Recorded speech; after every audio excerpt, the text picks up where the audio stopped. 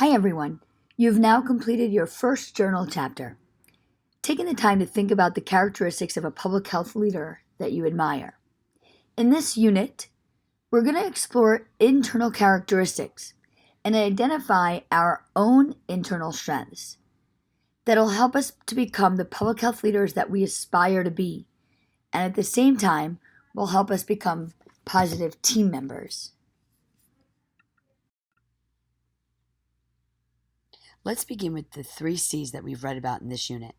Actually, these 3 C's come from 7 C's outlined by the social change model. At its core, public health aims for social change to create health equity. Therefore, public health leadership must be socially responsible, and this is the basis of the social change model. However, consciousness of self, congruence, and commitment are certainly common characteristics of each leadership model that we'll explore this semester. We begin at the most inner layer of the health impact pyramid, the individual layer. And to remind you, we'll be using the health impact pyramid as the theoretical foundation of our group work this semester, of our requests for proposals. Coming back to consciousness of self, or self-awareness, this is the cornerstone of this level. And self-awareness is essential for a collaborative approach to leadership. Most importantly, the other C's are also dictated and operationalized most effectively with thoughtful self-awareness. In fact, the 7 C's of the social change leadership model conceptually fit nicely into the health impact pyramid. And again, the health impact pyramid essentially operationalizes socio-ecologic theory. And closely interconnected with self-awareness is congruence. Your first journal chapter inspired you to begin to think about what public health leadership characteristics you aspire to or already embody. The leaders who you very thoughtfully selected were congruent with the leadership values you cherish. When you figure out, through thoughtful self-awareness, what kind of public health leader you want to be, you also have to consider the gamut of who you'll be working with and leading. Let's look at political leaders as our example.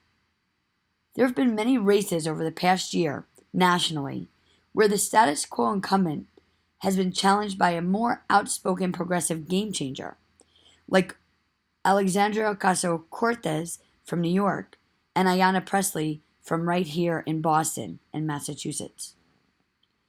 These new political leaders were elected on their ability to lead with absolute congruence, and I think they serve as a fantastic example of what we're talking about here. I think that these new political leaders are also demonstrating their commitment, and I think that's how they got there, and also why I use them as an example here. Commitment means something specific to each of us. We're each committed to something, probably many things.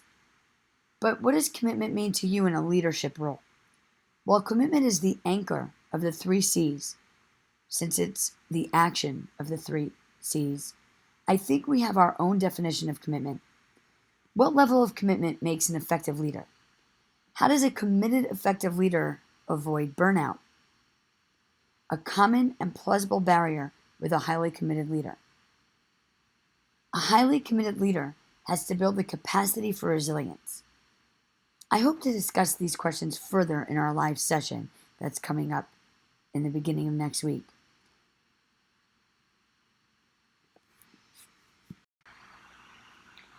Given the underlying interpersonal direction that we're giving to leadership as a foundation before understanding how to best work collectively, let's also consider strategies to increase our consciousness of self, congruency, and commitment. Mindfulness has actually been identified as an important coping and leader-building strategy. Mindfulness is the awareness that emerges through paying attention on purpose and non-judgmentally to the unfolding of experience moment by moment. Mindfulness is often achieved through meditation.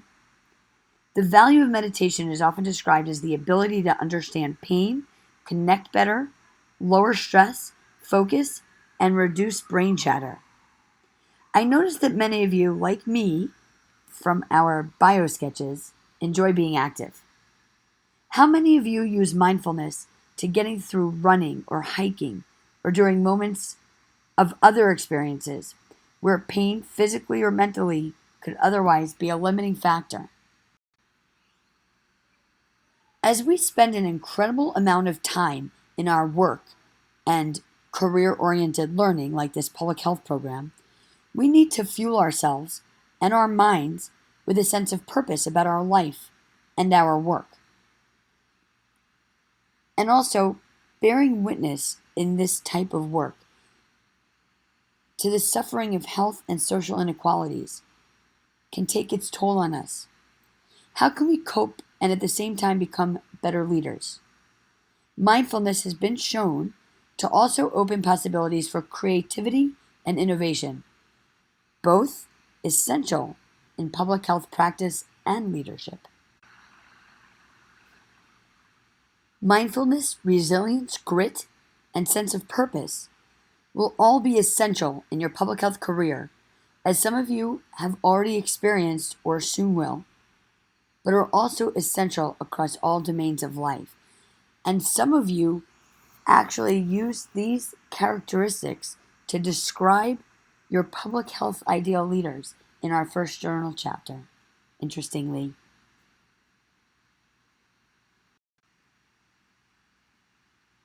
I hope that you can find time this summer to carefully review the Module 2 additional resources and learn more about mindfulness. Many people now practice meditation. I'd imagine that some of you in this course can more profoundly add to this conversation through your experience of practicing mindfulness and meditation. I hope that you're able to attend the next live session on Monday. We'll have 2 live sessions so we can share and learn together. We're going to end Module 2 by turning to our group projects. Typically, my hope is to use the live sessions to focus more on the group and individual projects.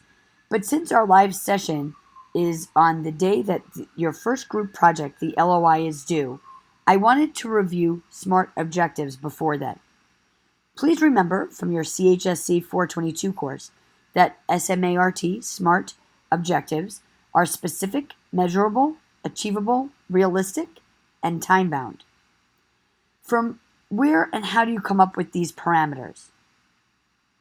Please remember that evidence-based support is critical to setting targets for the measurable parameter. Understanding from the literature what has been done before and best practices will also help you to create realistic objectives.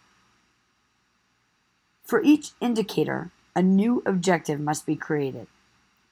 Be sure to ask each other on your team, is this feasible given our capacity of the target community, of key personnel, of the organization, and with grant funds? Be sure to review the additional resources for writing SMART objectives. They'll help you make these decisions. Please let me know if you have any questions about any of the pieces or content from this module, and I hope to see you at our live session on Monday, the 8th, at noon and at 7 p.m. Central Time. Thank you.